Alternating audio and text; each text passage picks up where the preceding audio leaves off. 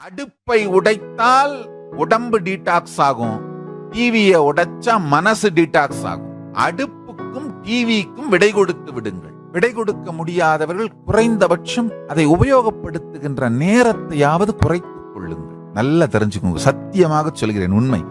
கடந்த 48 மணி நேரமா எந்த உணவும் எடுக்காமல் இருக்கின்றேன். உணவே இல்ல, வெறும் ஜூஸ் கூட கிடையாது, சாறு பிழிந்து, ஆப்பிளுடைய சாறு பிழிந்து அந்த சாறை உலர்த்தி அதை பொடி செய்து மேலிக் ஆசிட் பவுடர்னு சொல்லுவாங்க, அந்த பவுடரை கொஞ்சம் தண்ணியில போட்டு குடிச்சிட்டு உட்கார்ந்துருக்கேன். உள்ள பரமசிவத்துவம், இந்த பரமசிவ நிலையிலே ஒன்றி இருக்கும் அந்த சமாதி பொங்குகின்றது. நல்லா புரிஞ்சுக்கோங்க, நான் எந்தெந்த உணவையெல்லாம் எடுப்பதனால் எனக்குள் அந்த சமாதி நிலை பொங்குகிறதோ அந்த உணவையெல்லாம் நீங்க எடுத்தீங்கன்னா உங்களுக்குள்ளும் அந்த உயர்ந்த சக்தி நிலை மலர துவங்கும். என்னுடைய அனுபவத்திலிருந்து சொல்றேன்.